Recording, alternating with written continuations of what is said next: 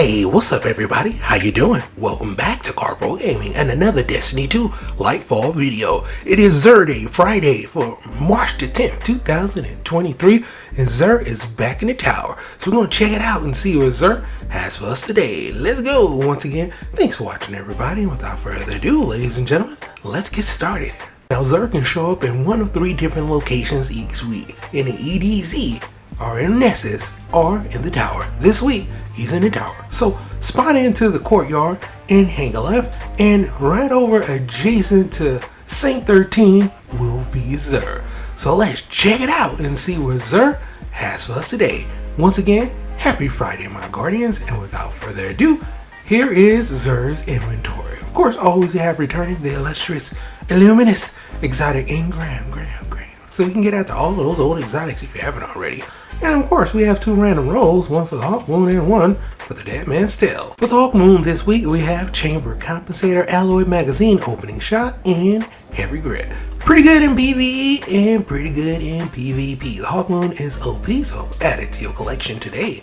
The Dead Man's Tale is up next, and we have a pretty decent roll. We got Corkscrew Rifle and Flared Magwell, Killing Wind, and Handling Stock. Both of these not god rolls at all, but both of these are pretty excellent exotics. So if you don't have it, pick it up and add it to your collection and have some fun with it over the weekend. We have our Weapon of the Week. The Cold Heart comes with the intrinsic perk called Cold Fusion. The weapon shoots a steady cold fusion power arc laser, dealing more damage as long as it remains on target. And it's pretty good in PvE and PvP. Pick it up and definitely add it to a collection if you don't have the Cold Hard Trace Rifle. Next up, we have the Seal Aquamar Grass exotic columns for the Hunter class. Comes with the intrinsic perk called Nightmare Fuel, dealing melee damage relative to a currently equipped weapon, and provides a large benefit to the airborne effectiveness stat of all weapons for 5 seconds after dealing melee damage.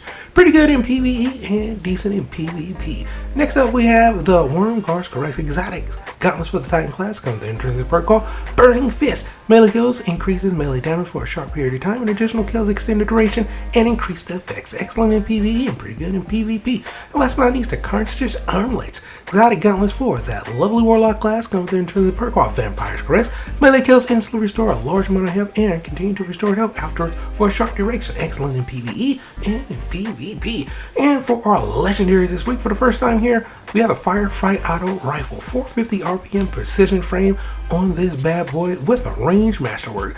And it has some decent traits on here, more geared towards PvE. So if you don't have it, pick it up, add it to your collection, and have some fun with that 450. And we also have some pretty decent legendaries this week. Let's start off with our pulse rifle, the Disparity. 450 RPM aggressive frame with our handling masterwork. And this one have headstone on it and some pretty decent traits as well. So going to make it pretty decent in PvE and in PvP. Not bad at all. Not a god roll, but still not a horrible roll for the Disparity. And we also have the Enigma's Draw, 260 RPM precision frame with the handling masterwork with full auto. Then again, you can fire any weapon in full auto. So, you know, it's decent roll, mortgage towards PvE. Hard pass for me for that Enigma's Draw. But still, it should be pretty decent in PvE and decent in PvP. Under Your Skin is up next. This combat bow has a 684 draw time with the accuracy masterwork. With some pretty decent traits on here, we'll make it pretty good in PvE and in PvP. And to round off everything for this week, my guardians, we have the Far Future Sniper Rifle, 90 RPM adaptive frame, 70 on the impact, with some pretty decent traits. Quick draw stands out the most. This one will be pretty decent in PvE and decent in PvP. Headshot, body shot, and the guardians gonna be down for the count. And of course, we have some pretty decent traits on the Blast Batu. Actually, we don't. And this one's going to be horrible. Don't even want to go over it because it's bad. It's not really here a lot. Rampage stands out. Everything else, not so much. Hard pass for me. Night Watch is up next to Scout Rifle, 200 RPM, lightweight frame, impact on a 60 with the range masterwork, old school gamut weapon with some pretty decent traits like Substance and Rampage. Make this a pretty good roll. Not a god roll, but still is going to be pretty good in PvE and in PvP. So definitely pick it up, add it to your collection, and have some fun with the Night Watch. And then for our legendaries, we have the Righteous Set.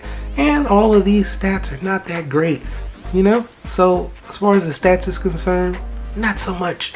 The hands, not so much. The chest, not so much. The bond, the helmet. The only thing that was decent For transmog, in my opinion, was the boots, and they're not that great either.